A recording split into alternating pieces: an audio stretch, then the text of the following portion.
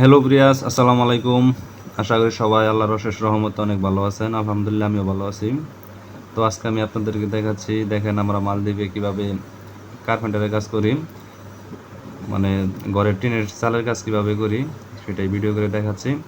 তো যারা যারা মালদ্বীপে আসতে চাইতেছেন বা আসার নিয়ত আছে কোনো সময়, তো যারা বাংলাদেশে চালের কাজ পারেন তারা খুব সহজেই করতে পারবেন। বিদেশেও মালদ্বীপেও চালের কাজ করতে পারবেন, কোনো সমস্যা হবে না। যদি আপনি এই চালের কাজের পাশাপাশি ফিনিশিং কার্পেন্টারের যেমন দরজা জানলা ফিটিংস, দরজা জানলা বানানো এইগুলো কাজ শিখে আসতে পারেন, সেক্ষেত্রে আপনার দাম থাকবে বেশি, স্যালারি থাকবে বেশি, ভালো পজিশনে থাকতে পারবেন। তো মালদ্বীপে বিশেষ করে সব প্রকারের কাজই করতে হয়, আমরা সব ধরনের কাজ করি।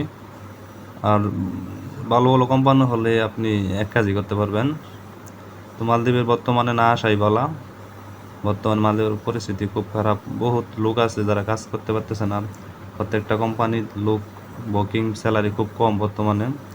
যে আজ থেকে 1 থেকে 2 বছর আগে যেখানে ছিল সর্বনিম্ন 8,000 টাকা লেবারি বেতন, এখন বর্তমানে 5,000 টাকায় বেশি, 5,000, 5,500 এরকমই বেশি। তো ফ্রি ভিসা হোক আর কোম্পানি হোক, এর জন্য বললি বর্তমানে না আসে বালা।